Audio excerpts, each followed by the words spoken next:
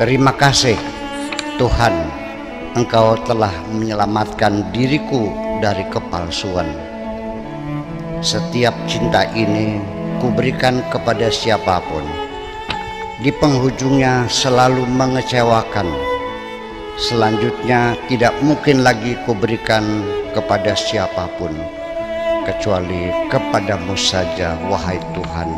Cinta ini kupersembahkan.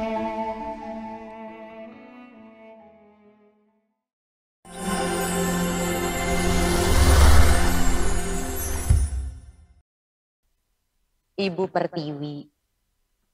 Kalimat itu bukan hanya rangkaian kata, dan kata itu bukan hanya rangkaian huruf, tetapi kalimat punya kemampuan untuk membangkitkan kembali hati yang lulai. Hampir putus asa menjadi perkasa, bangkit kembali dengan semangat membaca. Sebaliknya, dengan kalimat, hati yang tadinya sehat walafiat menjadi berhenti berdegup. Kasih sayang dan kemesraan yang bergelimang di dalam hatimu dapat aku pastikan lebih kokoh dari kekuatan fisikku. Sehingga air mataku lebih mahal dari air matamu. Ketika engkau sudah meyakini bahwa takdirmu sudah ditetapkan Tuhan,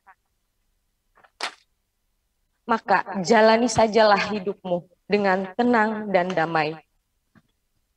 Yang menjadi peganganmu hanyalah engkau yakini bahwa setiap kebaikan selalu datang karena kebaikan. Nanti engkau akan menjumpai kebahagiaan yang sangat spesial untuk dirimu, yaitu ketika engkau telah menemui seseorang yang mempunyai jiwa yang mirip dengan jiwamu, sehingga jiwanya dapat merasakan apa yang engkau rasakan, dan jiwanya dapat memahami apapun yang engkau pikirkan. Untuk sementara ini, bersabarlah saja dahulu ketika engkau merasakan ada penderitaan di dalam hatimu.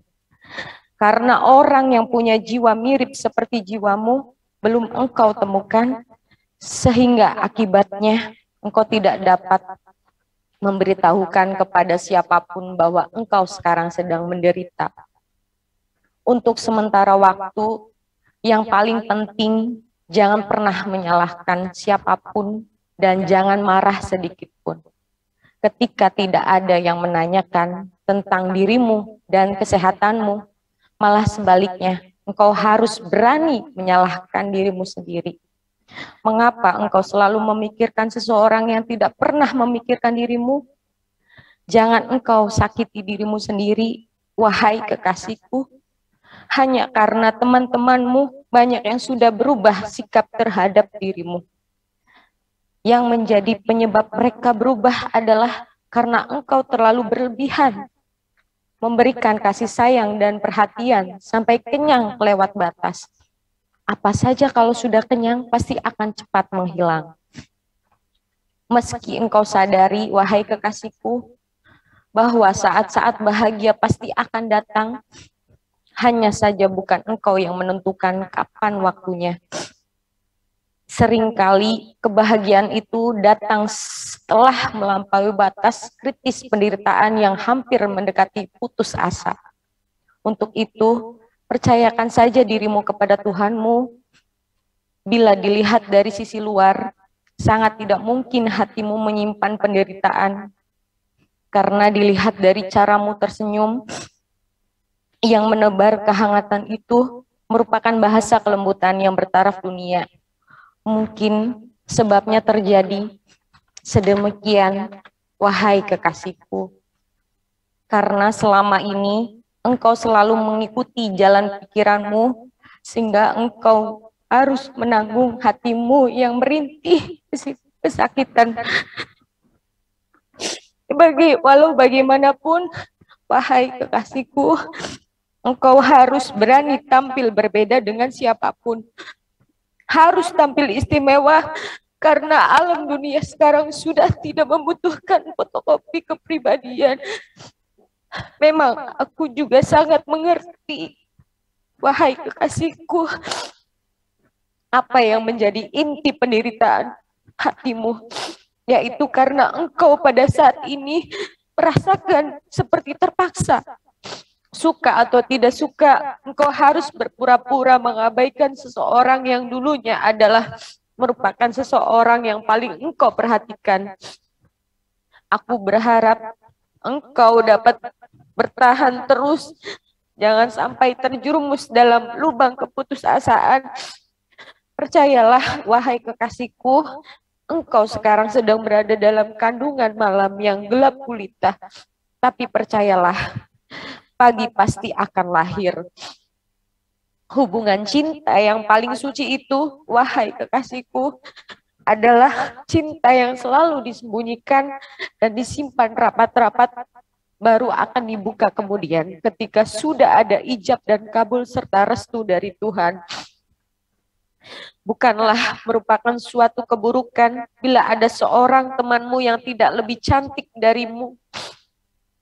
daripada dirimu, karena itu sifatnya kodrati.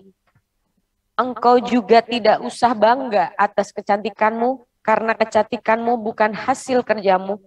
Yang menjadi masalah adalah ketika engkau diburuk-burukan di hadapan orang banyak, alasannya hanya karena temanmu tidak secantik dirimu. Tidak ada sesuatu yang hilang sama sekali, tidak meninggalkan bekas, wahai kekasihku. Selalu saja ada jejak yang tertinggal. Jejak seperti itulah yang selalu menyeret pikiran kita ke masa lampau terlalu jauh. Ada berbagai kemungkinan perempuan kawin dengan lelaki yang dicintainya, dengan lelaki yang mencintainya, dengan lelaki yang tidak dikenalnya hanya berdasarkan kata orang.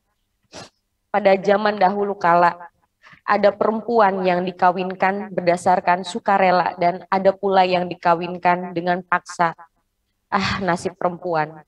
Sedangkan sekarang menurut pendapatku, perempuan adalah tanah air, perempuan adalah ibu pertiwi. Betapa indahnya perempuan yang sederhana, baik dalam parasnya, ilmu pengetahuannya, dan pengalamannya, tetapi mampu membahagiakan suaminya sehingga dinilai sebagai segalanya.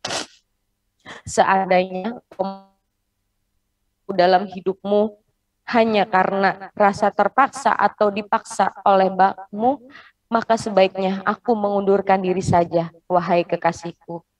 Karena aku tidak pernah bermaksud memiliki dirimu secara paksa, tetapi maksud utamaku adalah untuk membahagiakan dirimu, sehingga tidak mungkin secara paksa. Setelah kujelaskan dengan panjang lebar, akhirnya engkau menyambut ucapanku dengan nada mendatar. Memang tadinya aku menolak, lalu bapakku mencoba untuk memaksaku.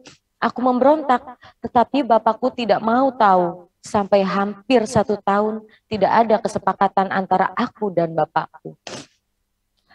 Terserah engkau yang memutuskan, aku tidak mau ada paksaan. Mana mungkin kebahagiaan dapat dipaksakan? Kalau begitu, sampai di sini saja hubungan kita, pungkasku kemudian. Tetapi tiba-tiba engkau memeluk lengan kananku, itu dulu ucapanmu kemudian. Oh iya, sahutku lagi. Sekarang aku suka, jawabmu sambil tertawa kecil. Lalu engkau lanjutkan lagi. Silahkan segera datang ke rumahku, pasti aku terima.